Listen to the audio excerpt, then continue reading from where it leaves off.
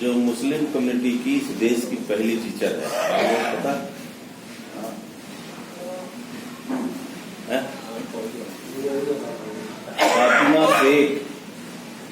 फातिमा शेख 9 जनवरी 1831 को पैदा हुई और सावित्रीबाई फूले के बाद ये दूसरी महिला है इस देश की जो शिक्षिका। मैंने क्यों चर्चा किया ये, क्योंकि आपके बीच हूँ इसलिए आपको शायद पता होना चाहिए। सावित्रीबाई फूले पहली शिक्षिका है और फातिमा शेख दूसरी शिक्षिका। हमारे देश में महिलाओं को पढ़ने का अधिकार नहीं, और SC ST OBC जिनको आज कहा जाता है, माइनॉरिटी कहा जाता है, ब्राह्मणी व्यवस्था में पुरुषों को भी पढ़ने का अधिकार नहीं था। 1848 में पहला स्कूल खुला और SC ST OBC के महिलाओं को भी और पुरुषों को भी स्कूल जाने का रास्ता था।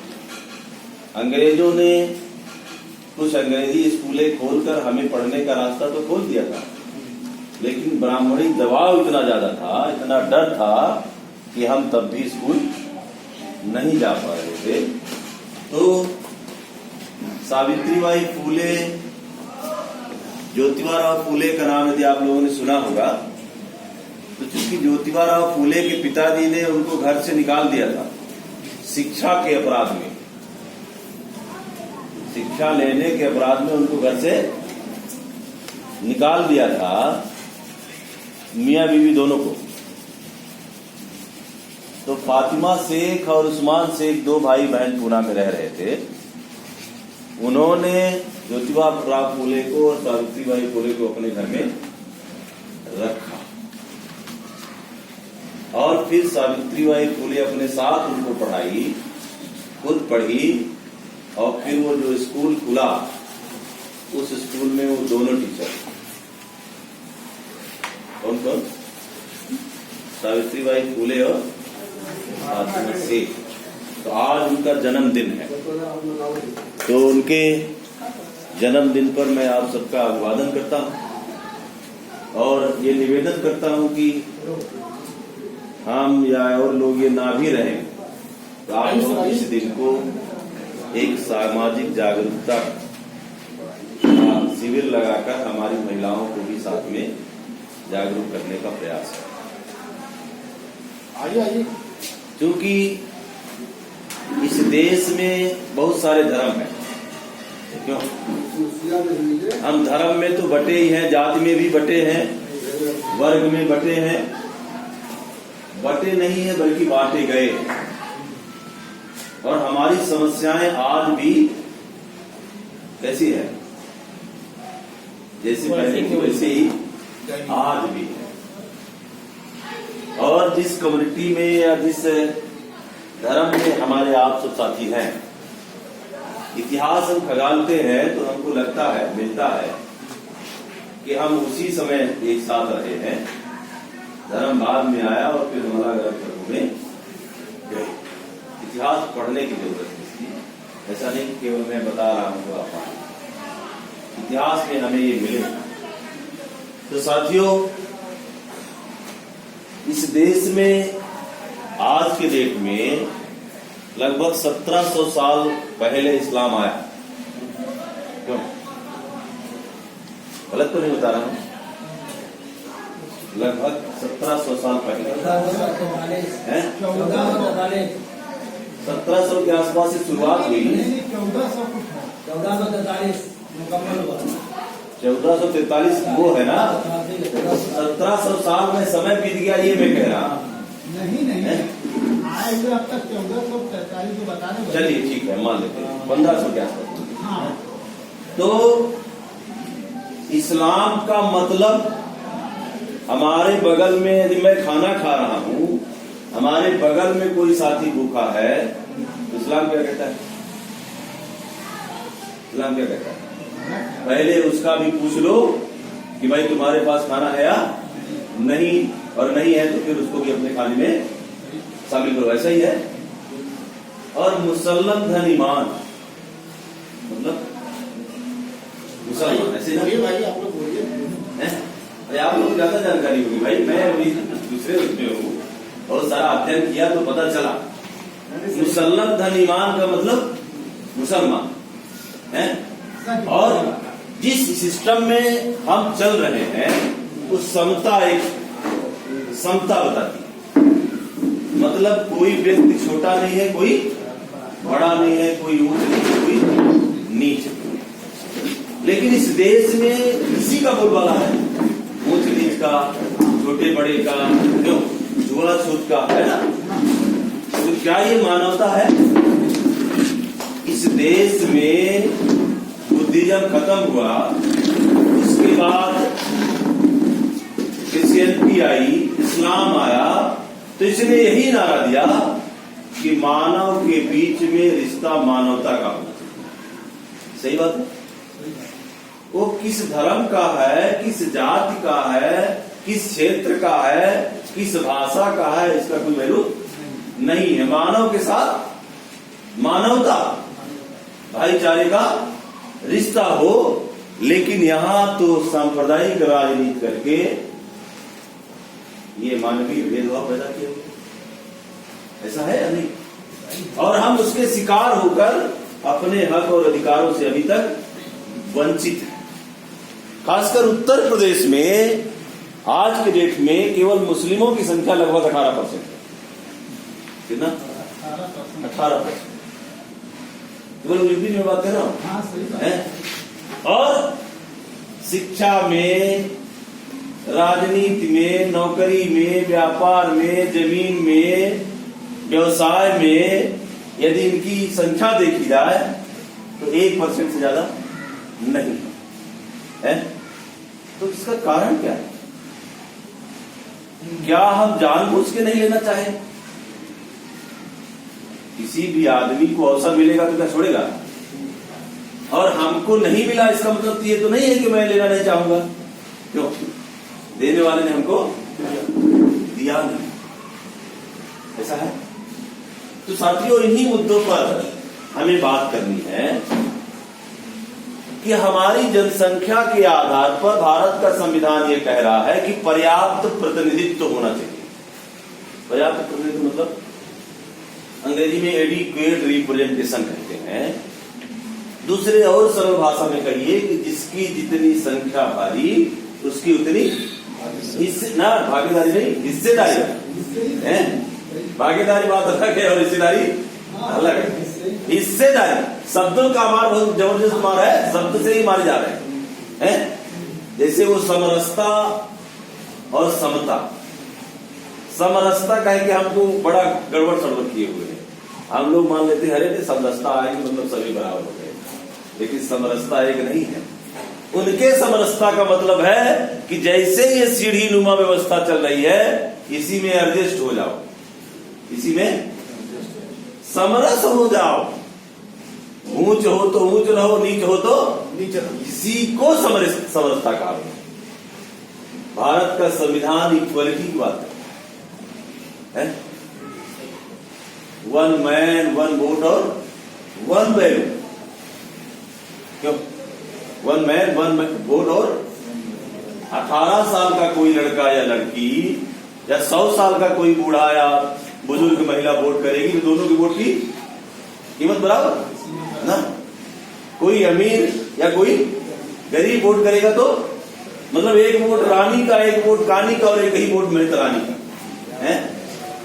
भारत की राजनीति में तो ये आया, लेकिन समाज में अभी तक नहीं आया। सम्मान का मतलब क्या?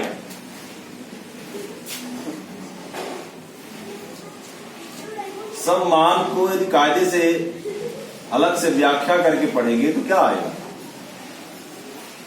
सम धन, सम माने बराबर, मान माने इज्जत है, तो सबकी इज्जत बराबर। लेकिन भारत में ऐसा नहीं है। धर्म के आधार पर, जात के आधार पर, क्षेत्र के आधार पर भेदभाव हो रहा है। क्यों हो रहा है? नहीं। और हम देख रहे हैं, हमारे सामने ही हो रहा है और हम इसके विपरीत खड़े नहीं हो पा रहे हैं। एक तो हमें अल्पसंख्यक बना करके डरा दिया है, क्या बना के? अल्पसंख्यक। अब ये 3 की जनसंख्या यहां लिखी हुई है, देखिए, ब्राह्मण की, क्षत्रिय की और लिखी हुई। इनकी 2% है, इनकी 3.5 और इनकी 4.5 राष्ट्रीय लेवल। और अल्पसंख्यक जिनको कहा इन्होंने, इनकी संख्या, अब इनकी संख्या आज के डेट में इस देश में 12%। जरा यहां देखिए आप, अल्पसंख्यक ये है या ये है? इनको आप तीनों को जोड़ोगे तब भी इससे कम है। जोड़ के देखिए कितनी है? 10%। और ये 12% है। हमारा जो ओबीसी भाई है, एससी भाई है, एसटी भाई है, उसकी भी यही हालत है? वो इनके बहकावे पर हिंदू बना है? अब तो कुछ लोग क्रिश्चियन हुए, बौद्ध हुए, थोड़ा चेंज आया, लेकिन बहुत सारे लोग कहां हैं? हिंदू हैं। और इस देश का ब्राह्मण खुद अपने आप को हिंदू नहीं कहता। जब मुसलमानों से लड़ाना होता है तो कहता है धर्म खतरे में है। कौन सा धर्म? हिंदू। तो ये सारे SC ST OBC के लोग हिंदू के नाम पर एक होते, ऐसा है? और फिर हमारा मुसलमान भाई भी, क्रिश्चियन भाई भी उन्हीं को अपना दुश्मन मान लेता है। मतलब जो एक खून के लोग हैं उन्हीं के बीच दुश्मनी। और ब्राह्मण कभी मारा नहीं जाता है? वो बिल्कुल साइड में रहता है और उकसा देता है इनको, गर्व से कहो, उसे इतना बोलता है। तो ये SC ST OBC के लोग क्या कहते हैं? हम हिंदू हैं। ब्राह्मण नहीं कहता, ये कहते हैं हम कहेंगे। जब अधिकार पाने की बात होगी तो ना ही तेली कुर्मी कहार बारी पासी हो जाते, और वोट लेना होता है तो वोट लेना होता है तो, या मुसलमानों से झगड़ा कराना होता है तो हिंदू बना देता है। तो ये लड़ाई साथियों धर्म की नहीं है। बातें मत कीजिए, आके चुप्पा बैठ जाइए जिनको बैठना है, क्योंकि अभी आप लोग 5 बजे आपका समय हो जाएगा उधर जाने का, है ना? फिर आप भागोगे तो हमारी बातें रह जाएगी। तो ये बात लड़ाई धर्म की नहीं है। भारत का संविधान इस देश के हर नागरिक को कौन सा धर्म मानता है, कौन सी विचारधारा मानता है, इसमें कोई बंधन। लेकिन यहां तो जबरदस्ती धर्म बनवाया जा रहा है। इसका मतलब क्या है? इसका मतलब संविधान के विरुद्ध काम हो रहा है। भारत का संविधान हमें धर्म की, शिक्षा की, कहीं भी पढ़ने की, कहीं भी रहने की, कहीं भी घर बना के रहने की स्वतंत्रता देता है ना? क्या हम ऐसा कर पा रहे हैं? नहीं कर पा रहे हैं। इसका मतलब भारत का संविधान अभी लागू नहीं हुआ। अब 12% जिनकी जनसंख्या हो, जरा आप देखिए इनकी नौकरी में क्या हालत है। अभी मैं दिखा रहा हूं, नौकरी में आप देखिएगा इनकी हालत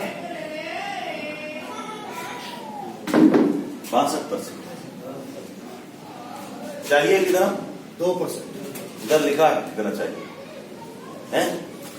इनकी 12%। इनको कितना चाहिए? 3.5%। इधर लिखा है। और इनको कितना?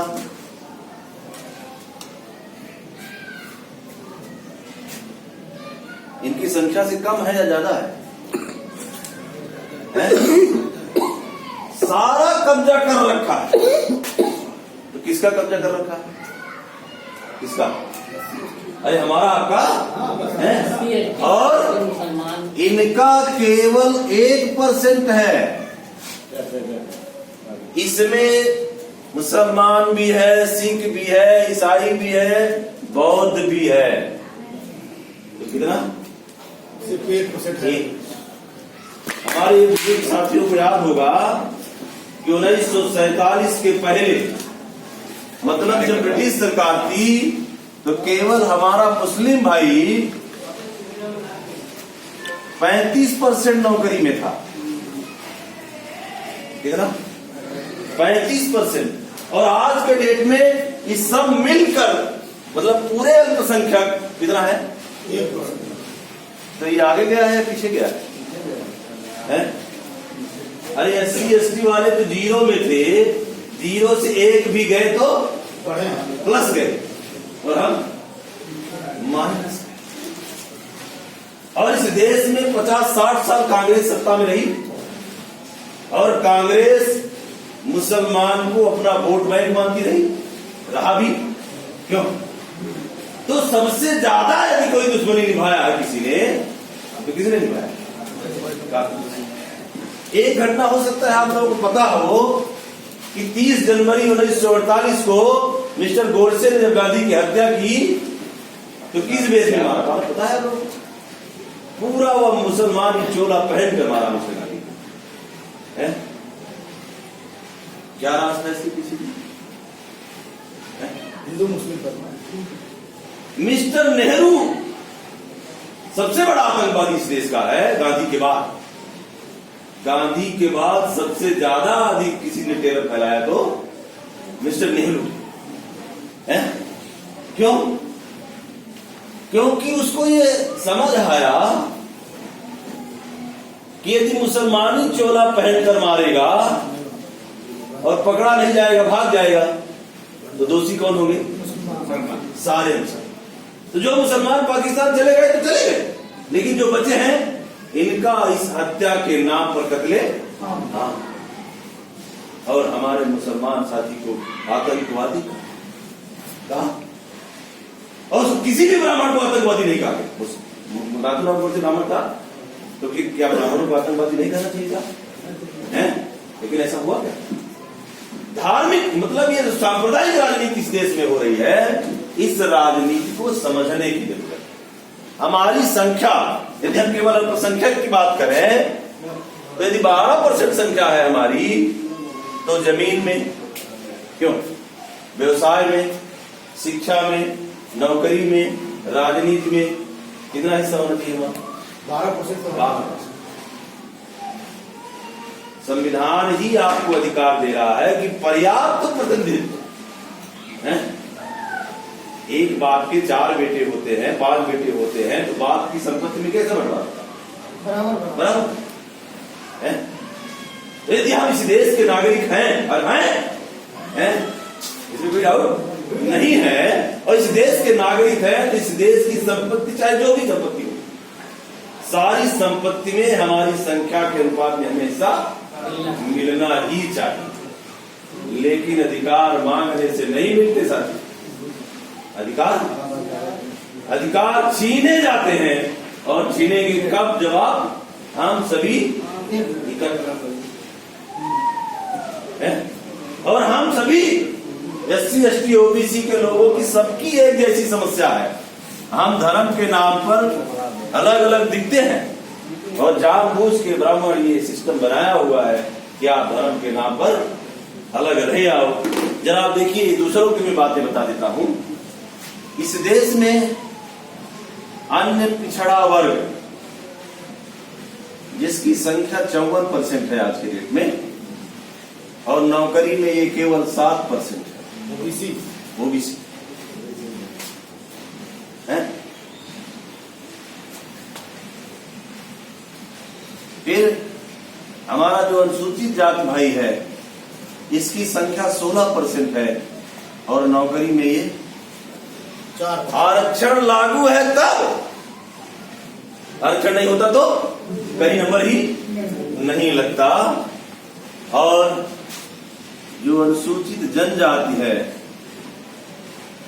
इसकी संख्या 8% है, और ये नौकरी में 1%। आदिवासी। इन चारों का रोग एक जैसा है या अलग अलग है? जरा बताइए आप। मतलब ये चारों एक ही रोग के रोगी हैं, लेकिन इनको खुद पता नहीं है कि रोग क्या है। तो अलग अलग डॉक्टर अलग अलग दवाई हम कर रहे हैं, रोग ठीक नहीं हो रहा है। और जब रोग एक ही है तो दवाई भी एक ही होगी। क्यों? अरे सारे लोगों को यदि कैंसर हो जाए मान लो, तो सबकी दवाई एक ही होगी, लेकिन हम अलग अलग दवाई खा रहे हैं, अलग अलग जड़बे में रह के दवाई खा रहे हैं, और कोई दवाई सूट नहीं। ये है हमारी समस्या का कारण। तो साथियों, मेरा ये सवाल है आप लोगों से कि क्या ये हिस्सेदारी की लड़ाई हमें नहीं लड़ना चाहिए? लड़ना चाहिए। नहीं, बिना लड़े मिलने वाला है, लड़ना नहीं हमारा यहाँ। बिना लड़े नहीं मिलने वाला, लड़ने की जरूरत नहीं है। सब दोस्त बात कहना चाह रहा आपसे, बात रखेंगे, आपकी सुनेंगे, ऐसा नहीं है कि मैं ही सब कुछ कराऊंगा। तो साथियों, जब संविधान हमें ये अधिकार दे रहा है कि आपके साथ समता का व्यवहार हो, है? आपकी संख्या के अनुपात में आपको हर चीज मिले, शिक्षा, नौकरी, व्यापार, जमीन, सब कुछ मिले, तो अभी हमारी जो हालत है, पिछले 72 साल हुआ संविधान लागू हुए, 26 जनवरी 1950 से भी हम काम कर रहे हैं, कितने साल हुए? 72 साल।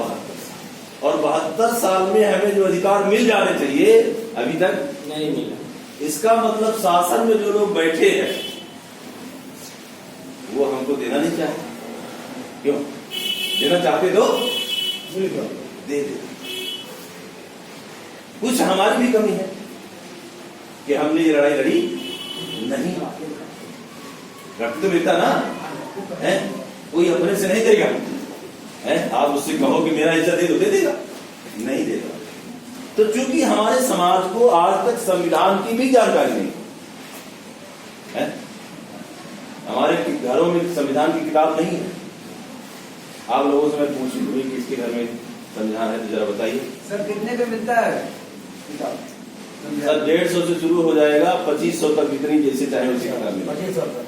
हाँ, बड़ी साइज की, फिर उसमें इंग्लिश हिंदी दोनों, आपकी उर्दू भाषा का मिलेगा, तो जिस भाषा का आप चाहेंगे, बड़े फॉन्ट में, छोटे फॉन्ट में, हिंदी इंग्लिश जो चाहेंगे वो सारा मिलता है। तो हमने यदि जानकारी होती कि भाई संविधान पढ़ने से बहुत सारा ज्ञान मिलेगा, जैसे संविधान के अनुच्छेद 12 से लेकर अनुच्छेद 35 तक हमें मौलिक अधिकार मिलेगा, क्या? फंडामेंटल राइट्स, और जिसमें संपत्ति का अधिकार, शिक्षा का अधिकार, धर्म का अधिकार, शोषण के विरुद्ध अधिकार, सांस्कृतिक अधिकार, ये सारे जो अधिकार मिले संविधान में तो मिले, लेकिन प्रैक्टिकल में नहीं। प्रैक्टिकल में नहीं मिले, इसका कारण यह है कि हम अज्ञान रहे, हमें ये ज्ञान ही नहीं है। और जिस संविधान को बनाने में, संविधान शब्द ही अपने आप में कुछ बताता है।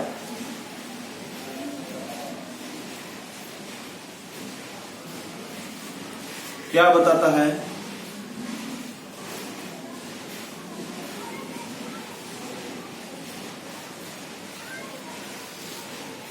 सब माने विधान, माने नियम।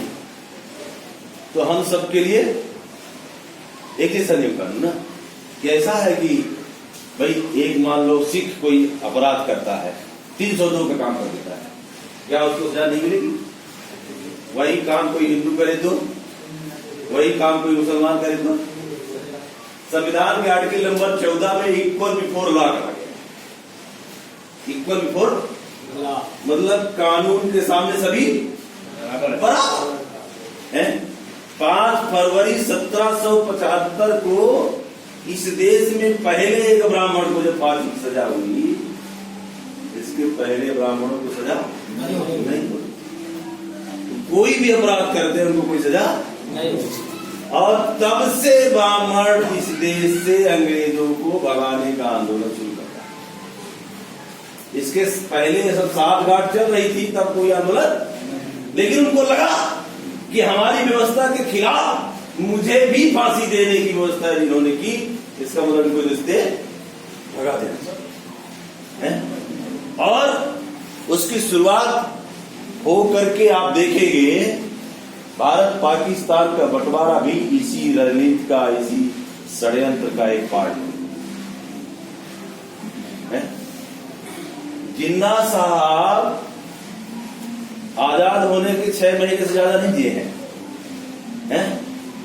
और इस देश का जो मुस्लिम लीग जो बना हुआ था, इसमें 72 लोगों ने ये वोटिंग किया था कि भारत का पाकिस्तान का बंटवारा नहीं होना चाहिए है।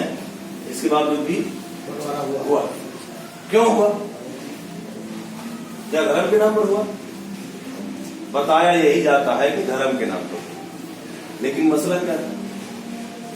मसला यही, डॉक्टर बाबा साहब अम्बेडकर और मिस्टर जिन्ना राउंड टेबल कॉन्फ्रेंस में जब एक साथ बैठ रहे थे, तो गांधी ने इस देश के अछूतों को कोई भी अधिकार देने का समर्थन नहीं किया, और जिन्ना साहब ने किया। तब मिस्टर गांधी जिन्ना साहब के साथ गया रात में और कहा कि यदि आप हमारा समर्थन करो, अम्बेडकर का समर्थन ना करो, तो हमको इतना आपको देने वाले। तो मिस्टर जिन्ना जी ने कहा कि यदि अम्बेडकर की बात में मेरिट होगी मतलब गुणवत्ता वाला यदि बात होगी, तो मैं अम्बेडकर के साथ रहूंगा। और ये बात मिस्टर गांधी को ठीक नहीं लगी। मामला क्या था? ऑल ओवर भारत में, जब पाकिस्तान भी हमारे साथ था, तब इस देश में जो हमारा एससी है और जो माइनॉरिटी में मुस्लिम है, दोनों की संख्या कितना 15% थी।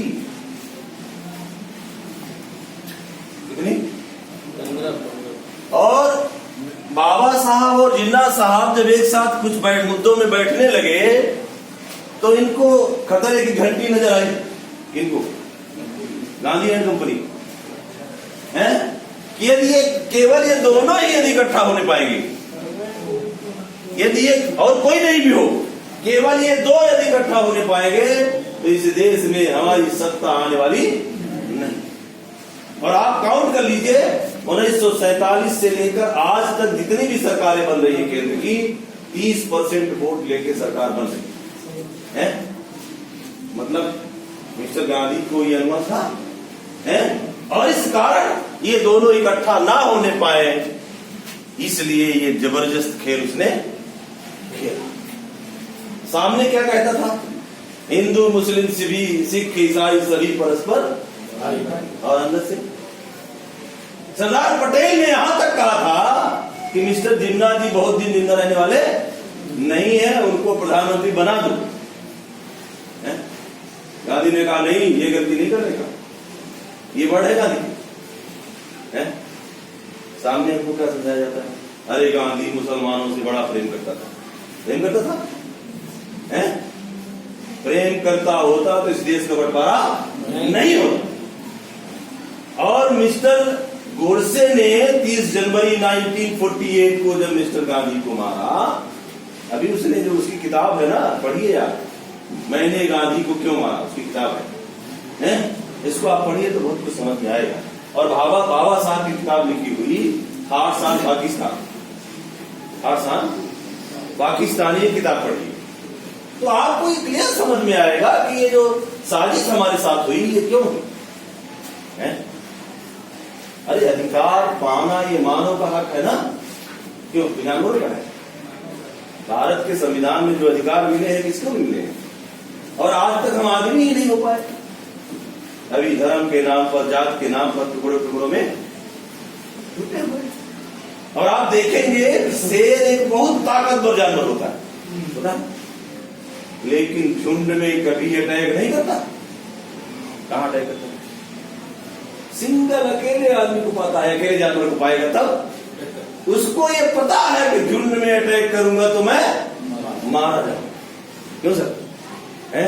और हम इसी तरह ऐसे ही जात के लड़वे में बटे हैं और पीटे जा रहे हैं। बारी बारी से पिटाई सबकी हो रही है, किन्हीं की जात के नाम पर, किन्हीं की धर्म के नाम है। एक पिटता है तो दूसरा देखता है, चारे फलाना पिट रहा, हमसे क्या लगता है।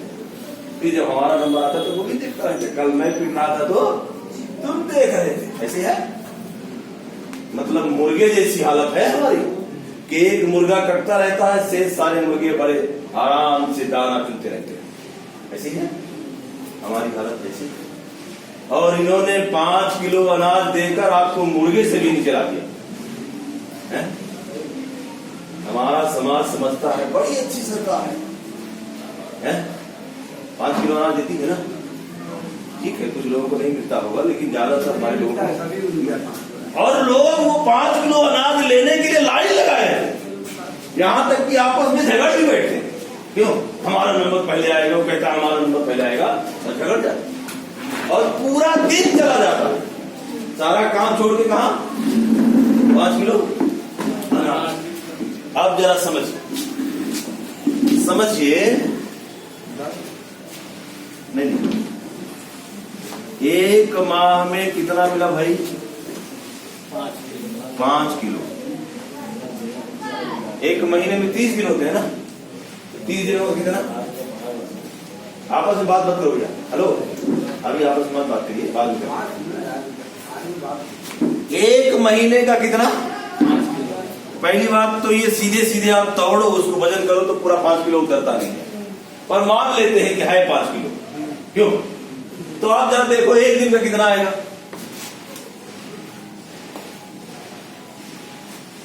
कितना होगा बताइए? 150। नहीं, इसमें ज्यादा है, लगभग 163 ग्राम। कितना?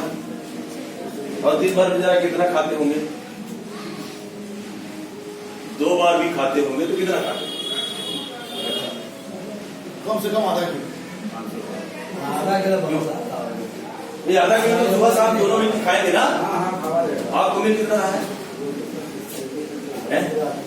जरा कल्पना करिए, एक मुर्गा यदि आप लोग हो सकता है मुर्गा मुर्गी पाले होंगे तो मुर्गे को भी दाना खिलाएंगे तो 300 ग्राम से ज्यादा खाएगा, नहीं खाएगा। मतलब हमारी औकात मुर्गे के बराबर भी नहीं है? और हमारे लोग सोचते हैं अरे कितनी अच्छी सरकार है कि 5 किलो अनाज दे। ऐसा है? आप पूरे देश में ग्रामीण इलाकों में घूमिएगा तो आपको ये पता चले, मतलब इन्होंने हमको मुर्गा तक नहीं बनाया, मुर्गे से नीचे रखा, और हम अपने आप को आदमी कहते हैं। क्यों? आदमी कह रहे हैं ना, औकात आदमी की नहीं है, लेकिन है हम आदमी कब होंगे? जब हमें संविधान के दायरे में हमारे हक और अधिकार मिलेंगे। तो साथियों, ये लड़ाई धर्म की नहीं है, क्योंकि धर्म हमारी समस्या नहीं है। क्यों? धर्म है क्या समस्या? अब आप किसी को समझाओगे कि धर्म हमारी समस्या नहीं तो कहेगा कैसे मान लें धर्म हमारी समस्या नहीं है? अरे आपके आसपास कोई किराना की दुकान होगी ना, आप जाइए वहां और उससे बोलिए कि भैया मुझे 20 किलो किराना दे सकता है? सोच के बताइएगा, ऐसे मत बताइएगा। किराना की दुकान से 20 किलो किराना लाना है, मिलेगा?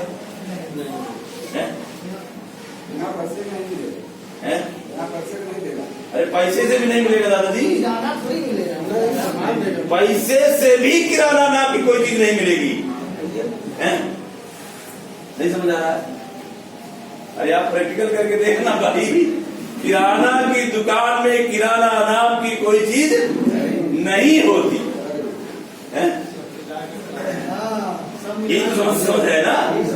इसी तरह धर्म की दुकान में धर्म नाम की कोई चीज, धर्म एक अपना जीवन जीने का एक कला है, आइडिया है, ढंग है, जो भी उसको समझ। हम किस ढंग से अपना जीवन जीना चाहते हैं, अपने परिवार को जिलाना चाहते हैं, अपने आने वाली पीढ़ी को जिलाना चाहते हैं, that is the style of life. क्यों? ये जीवन जीने का एक ढंग है, लेकिन हम इन्हीं धर्म के आड़ में एक दूसरे को दुश्मन मानते हैं। यदि धर्म हमारी समस्या होती तो अब तक हम हम कई धर्मों में बैठे तो समस्या अलग अलग हल हो जानी चाहिए ना, लेकिन हल नहीं हुई। इसका मतलब ये है कि धर्म हमारी समस्या यदि कुछ है तो केवल और केवल हमारे क्या हिस्सेदारी का मामला है। क्यों भाई, हमारी संख्या इतनी है, भारत का संविधान ये कह रहा है कि पर्याप्त प्रतिनिधित्व होना चाहिए, तो भाई जितनी हमारी संख्या है उतना हमको दे दो। क्यों? ओबीसी की संख्या 54 है तो धन धरती जमीन जो भी है उसमें 54% दे दो। माइनॉरिटी की संख्या 12% है तो सारी चीज में उसको भी 12 दे दो। क्यों?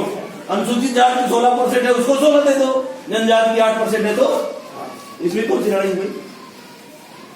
लेकिन उनको पता है कि हम इनको हिस्सा दे देंगे तो सत्ता हमारे हाथ से चली जाएगी।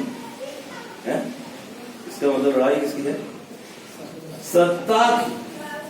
और जो कुछ भी मिलेगा वो सत्ता पर ही मिलेगा।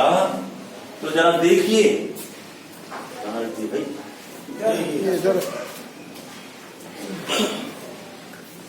आप लोगों ने जाना होगा तो इशारा कर दीजिएगा, क्योंकि मैं बोलता रहूंगा तो भूल जाऊंगा कितना समय हो गया।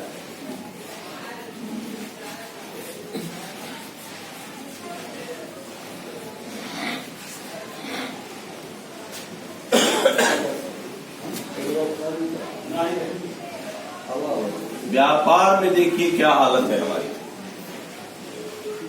ये 10% में है, ये 27% में है और ये 60% में है। कितना चला गया है? अल्पसंख्यक के पास 2% व्यापार है। 2% कैसे? भारत के विभिन्न एरिया में यदि आप घूमेंगे तो हमारा 98% मुसलमान भाई है जिनके घरों में यदि बिजली ना बने तो चूल्हा नहीं जल सकता है।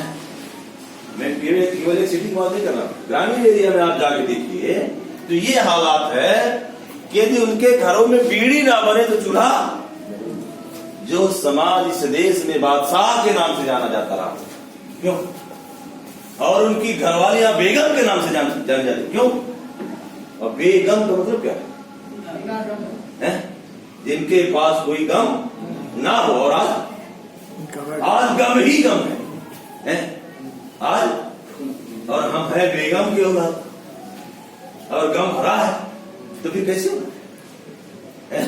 मतलब हमारे पुरखों ने जितनी काबिलियत हासिल कर रखी थी उस काबिलियत के बदौलत हमें, अंग्रेजों के जमाने में 35% नौकरी थी, मतलब काबिलियत थी ना, तो क्या काबिलियत इतना जल्दी जीरो हो जाएगी? है? उस काबिलियत को पीछे किया गया है और हम अज्ञान बने रहे।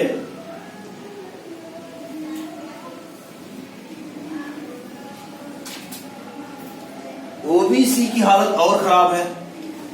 व्यापार में ये 0.8% है, एससी 0.1% है और ये भी 0.1%।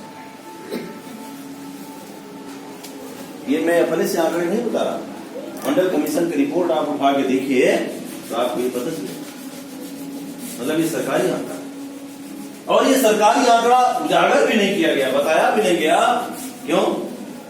क्योंकि ये जानेंगे तो फिर तब तो फिर कहेंगे कि नहीं भैया मेरा मेरे दे दो, नहीं, और नहीं दोगे तो लड़ाई भी करेंगे, और लड़ाई करेंगे तो फिर कुछ भी हो सकता है, मारपीट होगी, खूना खच्चर होगा, कुछ भी हो सकता है। लेकिन भारत का संविधान खूना खच्चर करने का परमिशन नहीं। क्या कहता है? आप एक हो जाओ।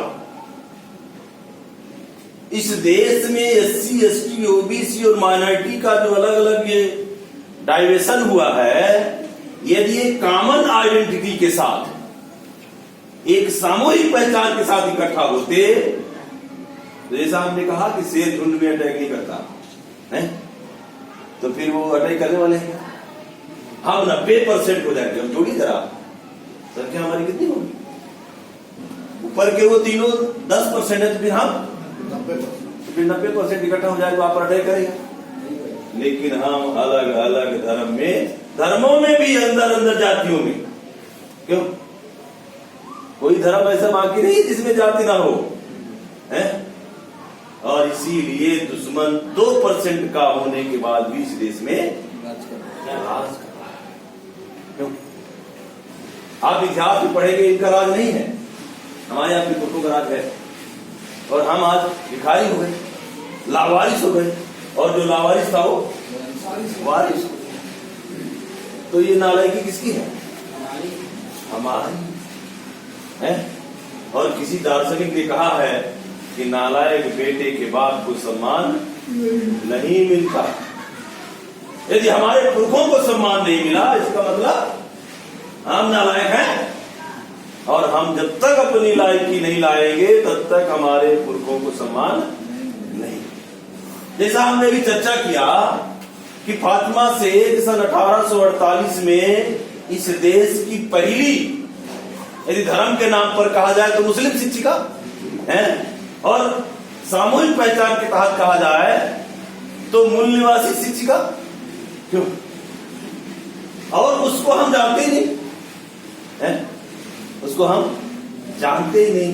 इन ब्राह्मणों के ग्रंथों में लिखा है, स्त्री शूद्रो नहीं दीयताम, स्त्री और शूद्र को शिक्षा नहीं देना चाहिए। और जबकि शिक्षा ही सारे विकास का मार्ग खोलती है। क्यों? और हम शिक्षा में भी बहुत पीछे हैं, शिक्षा में भी बहुत पीछे हैं। और शिक्षा जब तक नहीं होगी, आप पीछे से जाइए, पैगंबर साहब का भी संदेश आप पाएंगे तो उन्होंने तालीम को सबसे ज्यादा महत्व दिया। तालीम का मतलब क्या? शिक्षा ना है। और तालीम का मतलब केवल स्कूल की शिक्षा नहीं, सामाजिक शिक्षा भी, नैतिक शिक्षा भी, मानव के साथ कैसे रिश्ते होंगे, ये भी सारी यही तालीम है। और हम उस बंदे की औलाद कहें या उसको अपना पैगंबर मान रहे हैं और उनका संदेश भी हम एक्सेप्ट नहीं करते। तालीम इज फर्स्ट। इधर वाले भी ना कहा शिक्षा ही सब कुछ है। जब बाबा साहब ने भारत का संविधान लिखा तो क्या कहा? शिक्षा वह शेरनी का दूध है, जो इसको पिएगा वो गुर्राए बगैर नहीं रहेगा। मेरी आवाज में आपको क्या लगता है? क्या गुर्राहट क्यों है? शिक्षा के कार्यक्रम मोटा ताजा नहीं होंगे, मैं दहाड़ूंगा। क्यों? शिक्षा। और ये गुर्राहट बंद करने का प्रोग्राम सरकार ने चला दिया। कैसे चला दिया? सारी सरकारी स्कूलों में भोजन मिल रहा है, मिला? सरकारी स्कूलों में किसके बच्चे पढ़ते हैं? हमारे यहाँ के बच्चे, गरीब के बच्चे। प्राइवेट स्कूलों में जहां 500 रुपए प्रति महीने पहली क्लास से ही फीस लगेगी, तो कितने हमारे ऐसे लोग हैं जो इतनी फीस देके पढ़ा सकते हैं? तो मजबूरन कहाँ जाएंगे? सरकारी स्कूल। और सरकारी स्कूल में जाएगा तो उसका पूरा ध्यान कहाँ? खाने पर। और जो टीचर है वो लगा है कितनी चावल बचा ले, कितना दाल बचा ले, कितना सब्जी बचा ले। क्यों? क्योंकि उसका जो हायर ऑफिसर है वो कमीशन मांग रहा है, तो अपने पॉकेट से तो नहीं देगा, उसी से निकाल के देगा। मतलब उसको पढ़ाने की फुर्सत और बच्चे को खाना मिला, घंटी बजी और छुट्टी। और घर गया तो माँ पूछती है बेटा क्या खा कर आया है? ये नहीं पूछती क्या पढ़ कर आया है। मतलब काहे के लिए गया था? खाने के लिए। मतलब शिक्षालय को इन्होंने भोजनालय बना।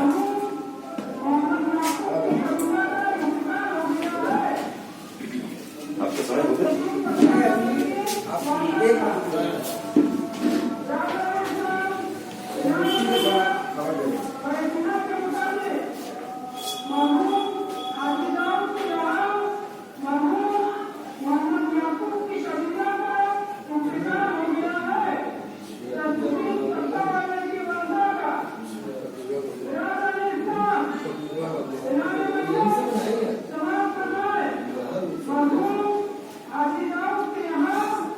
Vamos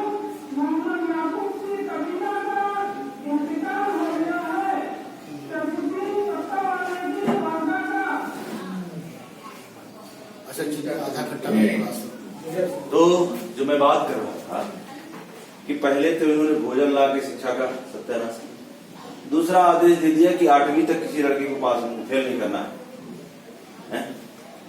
अब हमारा लड़का या लड़की जो बिना पढ़े 8वीं तक पास हो जाएंगे और 9वीं में जाएंगे तो 3 बार फेल हो गए और अपने आप पढ़ना छोड़। और चपरासी की जब भर्ती निकलेगी तो मिनिमम हाई स्कूल मांगेगा, मांगता ही है। तो मतलब हमारे बच्चे चपरासी भी बनने लायक नहीं। तो फिर आप क्या कर सकते हैं? एक आदमी की जो आम आवश्यकता है, रोटी कपड़ा और मकान, क्यों? रोटी कपड़ा और ये तीनों चीजें शिक्षा और रोजगार से मिलेगी। क्यों? रोजगार यदि हमको मिल जाए तो फिर हम अपने रोटी की भी व्यवस्था कर लेंगे, मकान की भी और कपड़े की भी। क्यों? और आपको यही 2 चीजें नहीं दी जा रही है। ये आपको खाना दे सकते हैं फ्री, लेकिन शिक्षा फ्री। क्यों? क्योंकि शिक्षित होगे तो जागरूक होगे, जागरूक होगे तो अपना अधिकार मांगोगे, इसलिए शिक्षित नहीं होने देने।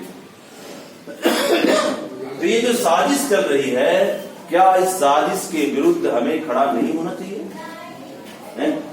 और ये लड़ाई मेरी भर नहीं है। क्यों? और केवल कितने लोग यहाँ बैठे हैं इन्हीं भर की नहीं है, इस देश के पूरे उन लोगों की है जिनको पिछले 72 सालों से ये अधिकार नहीं मिले हैं? तो फिर क्या मुझे बल लड़ना चाहिए? है? आप सबको जितनी क्षमता है उतनी ताकत, और ताकत का मतलब लाठी और गोली नहीं चलाना है।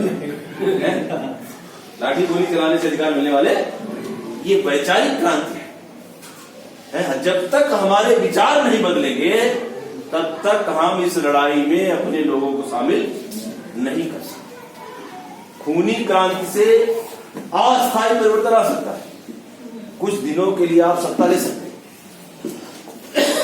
राजतंत्र में आप क्या लेते हैं? एक राजा दूसरे के ऊपर लड़ाई करता था, क्यों?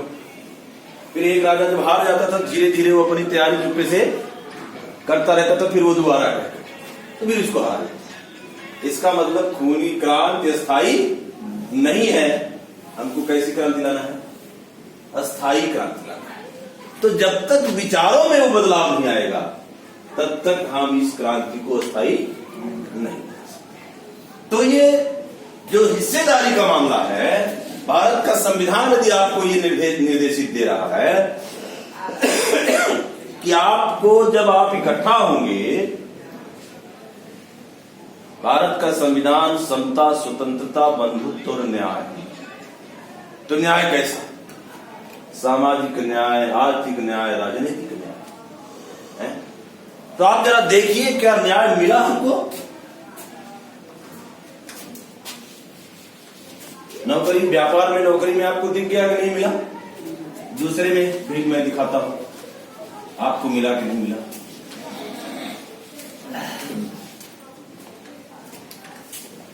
शिक्षा में देखिए, शिक्षा में ये 50% है,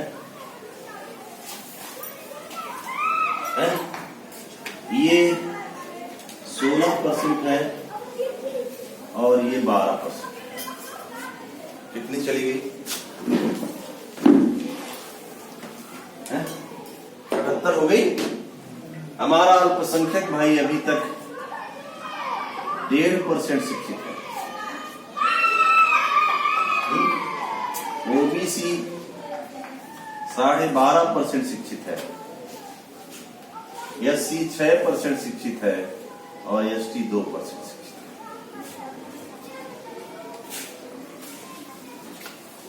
सारी चीजों में आप देखते जाइए, हमारी चारों की हालत एक ही जैसे है। इनको 2% चाहिए तो कितनी मिली? 50%। इनको 3.5 चाहिए तो, और इनको 4.5 चाहिए तो 12%। इन तीनों को इनकी संख्या से ज्यादा मिला है और हमको हमारी संख्या से लगभग ना के बराबर है। ये हालात हमारी है और हमारे पुरखों ने कहा कि सबसे पहले शिक्षा पर कब्जा करो। और हम शिक्षा से ही दूर हैं, और इसीलिए हम हमारे अधिकारों के प्रति जागरूक नहीं हुए। तो जरूरी क्या है? पहले शिक्षा।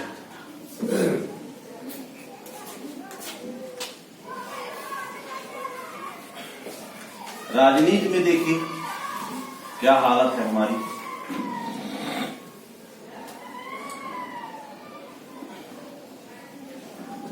ये 41% है ब्राह्मण, ये 15% है, और ये 10.5% है। अल्पसंख्यक भाई 3% है, ओबीसी 8% है। इनको चूंकि आरक्षण मिला है SC ST का, तो ये आरक्षण के तहत इतना राजनीति में आरक्षण है ना, विधायक कितने होंगे, सांसद कितने होंगे, तो इसलिए ये कोटा पूरा है, क्योंकि इनकी जगह दूसरा चुनाव नहीं लड़ सकता, इसलिए ये। लेकिन ये जीत कर जाने के बाद भी अपने समाज के हित की कोई बात नहीं करता।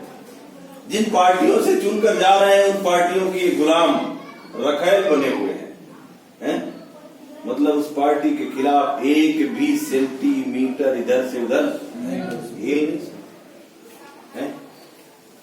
फालतू तोता इन्होंने बना डाला।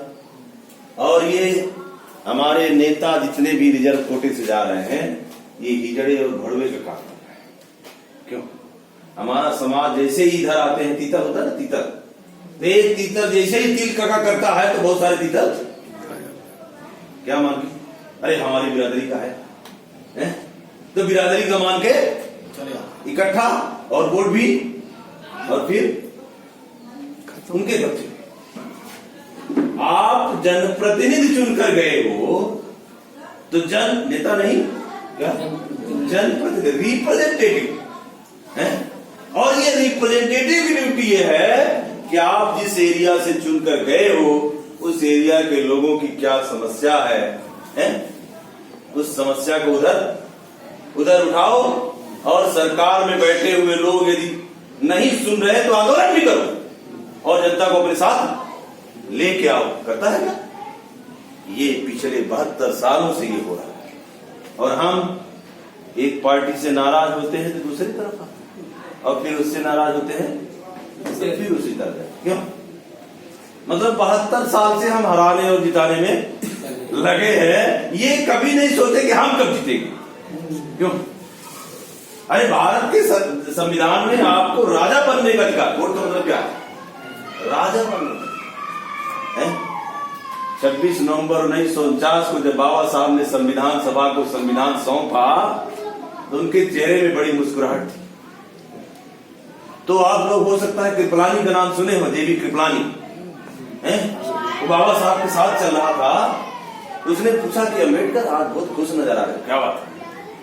तो बाबा साहब ने पहले टाला कि चलो पूछ लिया, लेकिन जब वो पूछा तीसरी बार तो उसने कहा कि कृपलानी जी, मेरे चेहरे में मुस्कुराहट इसलिए है कि जिस दिन से ये संविधान लागू हो जाएगा उस दिन से रानियों की नसबंदी हो जाएगी। अब राजा रानी के पेट से पैदा नहीं होगा, कहां से पैदा होगा? वोट की पेटी से पैदा होगा। इतनी खुशी थी। लेकिन उस कृपलानी ने कहा कि मिस्टर अम्बेडकर, तुम भूल रहे हो, ये तुम्हारे लोग बिकाऊ हैं, इनको हम जब चाहेंगे तब खरीदेंगे। आज क्या हो रहा है? वोट के समय 50 रुपए, 100 रुपए, 200 रुपए, 400 रुपए में हमारे वोट खरीदे हो रहा है, और हम समझ, और 5 साल फिर रोते रहते हैं कि ये नहीं हुआ, वो नहीं, होते ना, क्योंकि जो पैसा दे के गया है तब तो पैसा कमाएगा ना, कि आपका काम करने आएगा। अरे 10 करोड़ रुपए यदि वो खर्च करके विधायक या सांसद बनेगा तो फिर 20-25 करोड़ रुपए कमाएगा ना, है? और आप मिलने जाओगे तो महीनों मुलाकात नहीं होगी, और मुलाकात होगी भी तो पहचानेगा, पहचान भी लिया, आपने कहा कि साहब हमने वोट दिया था आपको, तुरंत ही कहेगा वोट का पैसा दे कर आया, तो फिर अपना मुंह लटकाए गल्ला उठाओ, ऐसा होता है?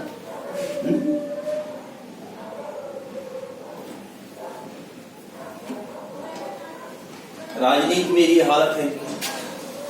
अब जरा व्यापार का हो गया, शिक्षा का हो गया, जमीन का हुआ ना।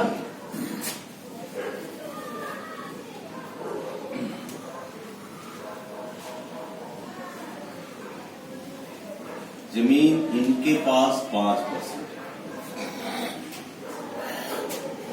इनके पास 80% छतरी है ना, 80%। इनके पास 9%। कितना हो गई? 94%। अल्पसंख्यक भाई के पास 1% है, ओबीसी के पास 4% है, ये नील है और इसके पास 1%।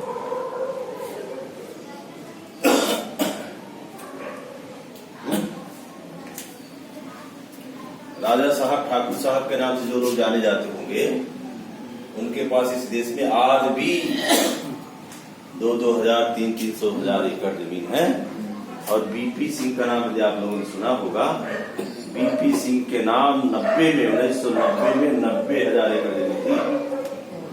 कितनी? 90,000 एकड़। और उस समय मंडल कमीशन की वकालत इन्होंने की थी। इस देश का ओबीसी ये कह रहा था कि राजा नहीं फकीर है और पिछड़ों की 90,000 एकड़ वाला आदमी क्या होगा? फकीर। तो फिर हमारी आपकी गिनती कहां है? ये इस तरह के सबूत पे छोड़ करके हमारे समाज को सदियों से लूटा जा रहा है, भ्रमित किया जा रहा है, और हम कुछ समझ नहीं पा रहे। तो साथियों, सबसे बड़ा अटैक शिक्षा पर इन्होंने किया। और आप देखे होंगे कि जब CAA, NRC और NPR पर बात शुरू हुई और हमारे लोगों ने कई चौराहों पर धरना दे दिया महीनों का, तो कोरोना लाया गया। कोरोना आया नहीं है, कोरोना लाया गया है। और सामने बात क्या रखी कि हम देखेंगे कौन पाकिस्तान से, कौन बांग्लादेश से आके यहां रह रहा है। मकसद क्या था इसके पीछे? केवल मुसलमान टारगेट में नहीं था, इस देश का SC, ST, OBC और माइनॉरिटी पूरे टारगेट में थे। क्यों? 1956 का रिकॉर्ड हमारे बाप दादों के पास नहीं है, और वो आप दिखा नहीं सकते। तो फिर आप डाउट, संदेह के घेरे में आएंगे, और जो संदेह के घेरे में आएगा वोटर लिस्ट से उनका नाम कटा, और फिर आपको वोट देने का अधिकार गया। तो उनके लोगों को वोट देने का अधिकार रहेगा तो किसको चुनेंगे? उन्हीं को चुनेंगे, अपने लोगों को। और हमें बिना कुछ बेदखल करने का ये मामला था। और आज आप देख रहे होंगे कि जहां चुनाव होता है वहां कोरोना नहीं जाता है। स्कूल में जाता है, कॉलेज में जाता है, बाजार में जाता है, दारू की दुकान में नहीं जाता, और जहां चुनाव होता है वहां। आपके बनारस में एक दिन मुझे कोरोना मिला, मैंने उससे पूछा, भाई क्यों तुम हर जगह पहुंच जाते हो लेकिन चुनाव में नहीं जाते? अरे बोला, साहब अभी मेरी उम्र 18 साल नहीं हुई, इसीलिए मैं चुनाव में नहीं जाता। जरा समझिए कितनी साजिश हो हमारे साथ है? और आज से नहीं हो रही, सदियों से होती आ रही है। हमारे पुरखों के साथ इन्होंने जो जितने घोल घालमेल किए, और आज तक हम इस बात को समझ नहीं पाए। तो क्या अभी भी हमें ये गलती करना चाहिए? नहीं है। और ये लड़ाई आप उनसे लाठी से और बंदूक से नहीं लड़ सकते।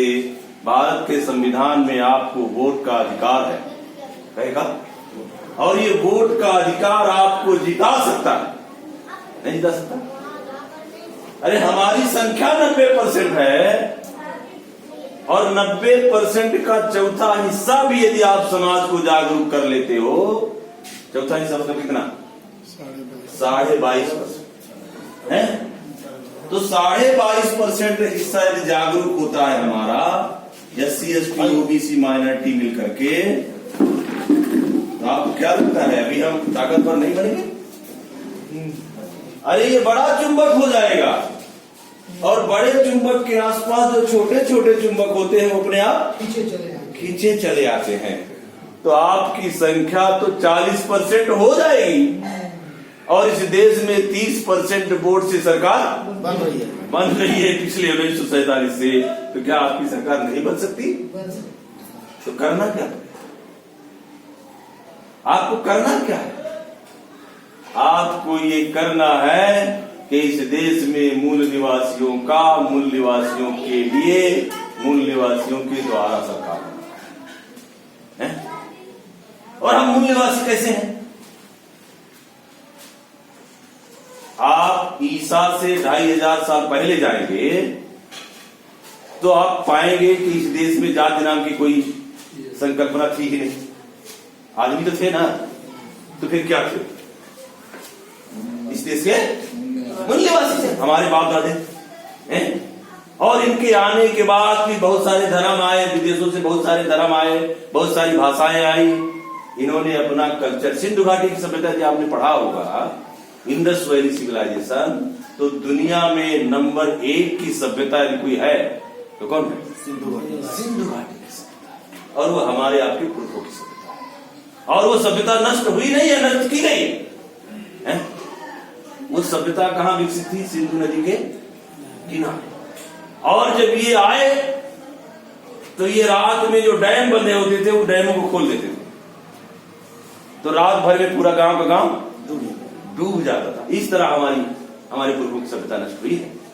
खुदाई में जो वो हड़प्पा और मोहनजोदड़ो के जो नगर मिले हैं वो इस कारण मिले हैं, और नहीं तो यदि गिरा करके साफ किए गए होते तो शायद ये पहचान नहीं रहती। तो वो पुरखों की सभ्यता हमें ये बताती है कि हम इस देश के शासक हैं, इस देश के शासक रहे हैं। तो क्या हम आज फिर से शासक नहीं हो सकते? क्यों? अरे संख्या हमारी ज्यादा है तो फिर शंका की कोई बात नहीं। और शंका है तो डंका है, जरा देखिए, शंका खत्म कर देना चाहिए। क्यों? क्योंकि यदि हमने बताया ना कि चौथा हिस्सा भी यदि आप जागरूक कर लेते हो तो फिर जो छोटे छोटे ग्रुप बचेंगे चारों ओर अपने आप इससे चिपक जाएंगे। और आपको ये बताना होगा समाज को कि इस देश में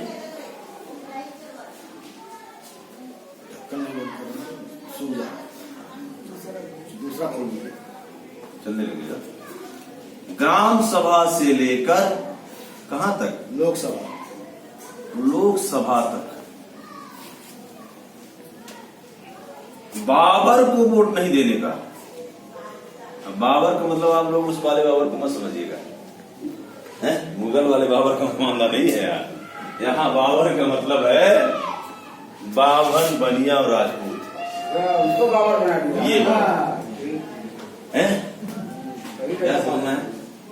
वोट बढ़ रही है, मैं उसके सामने भी बात करोगे तो क्या सोचेगा? ये उस वाले बाबर की बात कर रहे हैं, मतलब निशाना कहीं और तीर कहीं है। तो ये क्योंकि वो हमारे साथ ऐसे ही करता आया है ना, हमारे साथ ऐसा ही करता आया है, तो ईंट का जवाब पत्थर से तब होगा जब आप उससे ज्यादा जागरूक होगे। पंडित से लड़ना है तो आपको महापंडित बनना पड़ेगा, है? और हमारा समाज शिक्षा से वंचित रहा है और शब्दों से ज्यादा मारा गया। इसको ऐसे शब्द कहा गया, इसको लगता है हमारी बड़ाई कर रहा है, लेकिन इतने खतरनाक शब्दों से मारा गया। और ये कहा जाता है कि गोली का घाव तो भरा जा सकता है लेकिन बोली का घाव नहीं भरा। ब्राह्मण हमको शब्दों से ज्यादा मारता है और हम समझ नहीं पाते।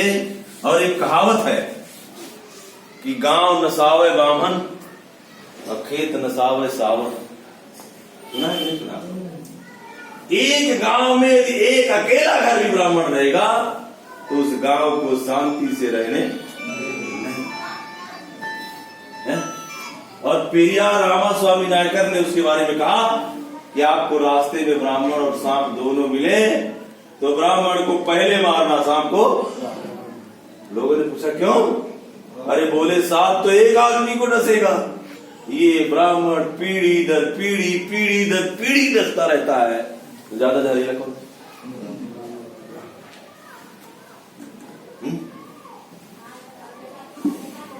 प्रेम करो तो धन हरे, बैर करो तो प्राण, अबाम है ऐसी जाति से दूर से सलाम कल्याण, दूर से कल्याण। और मिस्टर चर्चिल पूरी दुनिया के विद्वान माने जाते हैं। सुना है होगा नाम ना आप लोगों ने? जर्मनी के राष्ट्राध्यक्ष रहे।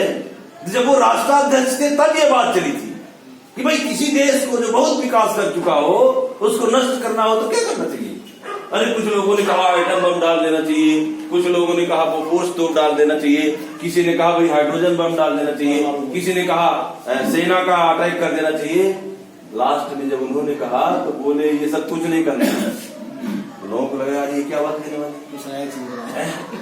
उन्होंने कहा किसी विकसित से विकसित देश को यदि नष्ट करना हो तो इंडिया से 3 ब्राह्मण बुला के उस देश में छोड़ दीजिए, वो देश अपने आप नेस्तनाबूद। इतना खतरनाक जानवर होता है, इतना खतरनाक जानवर। और हम उस जानवर से अभी भी सतर्क नहीं है?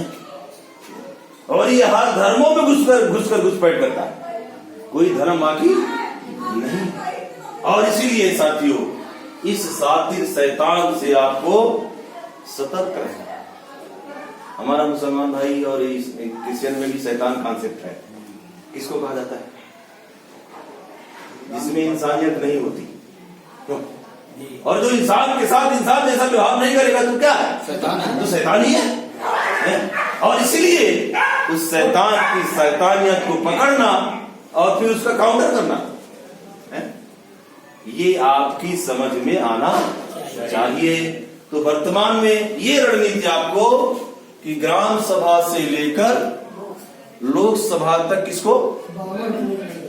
बाबर को वोट नहीं देने का। बाभन बनिया राजपूत। और जिन जिन पार्टियों में है, क्योंकि ये किसी भी पार्टी में रहेगा तो शैतानियत छूटती नहीं है इसकी। क्यों? अरे देखो बसपा का सत्यानाश किया, ये नहीं किया? और बाबा साहब ने साफ कहा था कि ब्राह्मण जिस संगठन में रहेगा उस संगठन का सत्यानाश किए बगैर नहीं छोड़ेगा। क्या? और सपा का भी यही हालत है। इनको लगता होगा कि हम अभी ताकतवर हैं, लोगों को लग रहा है कि भाई भाजपा को हराने के लिए कांग्रेस तो कमजोर हो गई, अब सपा ही आप जिता ही दोगे तो क्या होगा? मुलायम सिंह के बाद उनका बेटा, फिर उसका बेटा, तो और सारे लोग मूर्ख है क्या? है? भारत के संविधान में लोकतंत्र का मतलब इस देश के हर नागरिक को अवसर मिलना चाहिए, मिलेगा। है? इसलिए आपको बाबर विहीन पॉलिटिकल पार्टी स्टेब्लिश करनी चाहिए, और वो भी जिसमें लोकतांत्रिक लीडर हो। मतलब एक आदमी की बपौती नहीं होना चाहिए। क्यों? और एक जाति की बपौती नहीं होना चाहिए, एक परिवार की बपौती भी नहीं। और ऐसा कॉन्सेप्ट यदि हम लेके आते हैं तो आप लोगों को ध्यान होगा 1977 में इमरजेंसी के बाद जो चुनाव हुआ, 40 दिन में जनता पार्टी की सरकार बनी। ये ज्यादा लोगों को पता होगा। कितने दिन में? 40 दिन में। तो फिर आपके पास क्या 40 दिन आज नहीं है? यदि चुनाव घोषित भी हो गया है तो अभी आपके पास 40 दिन है, और 40 दिन में आप तक था तो करना क्या होगा? समाज में डोमिनो इफेक्ट लगा। ये क्या होता है डोमिनो इफेक्ट? है ये जो हम रोडों में साइकिलें खड़ी कर देते हैं ना, ऐसे सैकड़ों हजार, और एक साइकिल को धीरे से धक्का मार दीजिए तो क्या होगा? सारी साइकिलें, मतलब एक आदमी के यदि समझ में आया इनको समझ में आया तो फिर इनको समझाने का, और फिर इस तरह से एक एक करके आदमी को समझाने का। फिर आज तो मोबाइल, आप बैठे बैठे कहां भी समझा सकते हो। और ये डोमिनो इफेक्ट यदि समाज में आपने फैला दिया तो फिर ज्यादा पैसा भी खर्च होने वाला नहीं है। क्यों होगा? हमारे लोग, बहुत सारे लोग, अरे चुनाव में बहुत पैसा लगता है, ये डर बना। उन्होंने डर जानबूझ के बना दिया कि ताकि ये SC ST माइनॉरिटी के लोग चुनाव मैदान में ना। जरा आप समझो, इस काम करने से ज्यादा पैसा लगने वाला है। केवल आपको अपने बगल वाले को डिस्टर्ब करना है। डिस्टर्ब करना मतलब उसको मारना पीटना नहीं है, उसको समझाना है, और ये पॉजिटिव सोच को लेकर समझाना है। तो फिर क्या आप जिस व्यक्ति को, मान लो ये कौन सी विधानसभा है, आप किसी कैंडिडेट को लाते हो और वो कोई भी गाड़ी घोड़ा ना लगाए प्रचार करने के लिए, केवल हर आदमी लग जाए कि हम अपने दोस्त को, अपने भाई को, अपने रिश्तेदार को समझाएंगे, तो क्या ये चुनाव नहीं जीता जा सकता? जीता जा सकता। हमने 200 वोट वाली जाति को विधायक बनाया है। 200 वोट वाली, कितनी? 200। कैसे बना? कैसे बना बताइए? केवल यही करके, जितनी विधानसभा में जितने गांव, लगभग 300 के आसपास गांव थे, हर गांव में हमने इसी तरह मीटिंग की। और वो जिनके यहाँ ट्रैक्टर चलाता था, मेरे यहाँ कुर्मी बिरादरी में धाकड़ व्यक्ति थे मिस्टर रामानंद सिंह, वो 3 बार MP में मंत्री रहे हैं और 2 बार सांसद रहे। उनका वो ट्रैक्टर ड्राइवर था, गणेश बारी नाम था उसका, बारी बिरादरी का था। रामानंद सिंह के खिलाफ हमने उसको चुनाव लड़ा दिया, बताइए क्यों जीता है? उनके भाई ने उनको मना भी किया कि तुम इस बार चुनाव ना लड़ो, कहीं कहा है मेरे हार जाओगे। अरे कहीं इतने दिन से हम मंत्री रह रहे हैं, सांसद रहे, कैसे आ जाएंगे? अरे कहीं मान जाओ, नहीं माने और चुनाव। मतलब इस प्रबोधन में इतनी क्षमता है। और आप लोग यदि मन बना लो, कोई जरूरी नहीं कि वो स्पीकर लगा के तमाम भाषण करो, घर घर जा करके, नहीं तो मोबाइल से तो बता ही सकते हैं। और आप अपने कैंडिडेट को ये क्या बोलना चाहिए, जिसका किसी ने अनुमान नहीं लगाया होगा, क्यों, वो रिजल्ट आप दे सकते। तो ये काम करना चाहिए ना? करेंगे।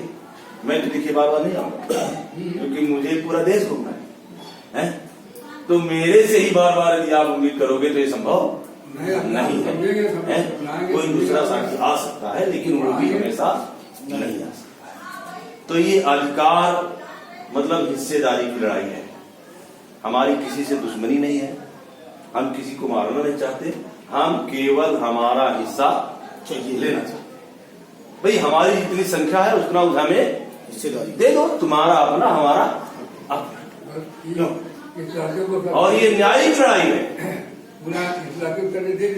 ये न्यायिक लड़ाई है। क्यों?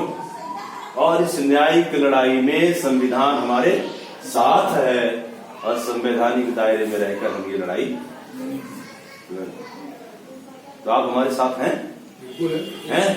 तो हमने कैंट से मिस्टर कलाम जी को अपना प्रत्याशी घोषित कर दिया, ये बता रहा हूं। इनको हमने, कल हमारी मीटिंग हुई, आइए सर, हमने इनको अपना कैंडिडेट घोषित कर दिया।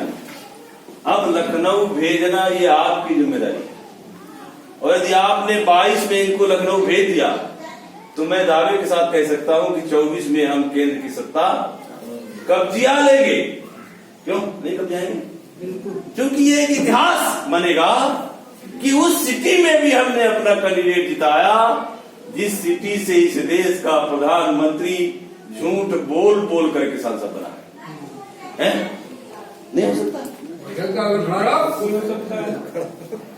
लेकिन साथियों ये इतना साइलेंट वर्क है, ये साइलेंट वर्क है। स्पीकर लगा के भाषण देने की जरूरत नहीं है। आपको घर जा करके आप मैन टू मैन, इसीलिए हम सब ने एक अभियान चलाया है जिसका नाम है BS4। क्या नाम है? BS4। पूरा ऐसा लिखते हैं, 4 बार यस लिखते हैं, लेकिन 4 बार ना लिख के 1 बार यस लिख के 4 लिख दिए, इसका मतलब यस यस भारतीय संविधान सुरक्षा संवर्धन और सम्मान। क्या भारतीय सुरक्षा इधर इन हमारे नायिकाओं का ये दीपो चल रहा है 1 जनवरी से लेकर 12 जनवरी तक। ये शिवाजी की माँ, छत्रपति शिवाजी का नाम यदि आपने सुना होगा, ये उनकी माँ है। ये सावित्रीबाई फुले हैं, इनका जन्मदिन 3 तारीख को था। आज फातिमा शेख का जन्मदिन है और 12 तारीख को इनका जन्मदिन है। मतलब 1 जनवरी से लेकर ये 12 जनवरी तक हमारे नायक नायिकाओं का एक जन्मदिन का पूरा मतलब ग्रुप है। तो इसमें हम सब लोग लगे हुए हैं और केवल मैं नहीं लगा, हमारे देश में बहुत सारे लोग लगे हुए हैं, क्योंकि हमारा देश, हमारा समाज इतना बड़ा है कि हर जगह पहुंच पाना। तो ये डोमिनो इफेक्ट के माध्यम से हर जगह, क्या एक साइकिल को धक्का देना है तो दूसरी साइकिल गिरेगी, फिर तीसरी गिरेगी, फिर चौथी। तो आप सब लोग ये करोगे, इतना उम्मीद करते हुए आप सबको मैं साधुवाद करता हूँ। बात बहुत है, लेकिन मुझे पता है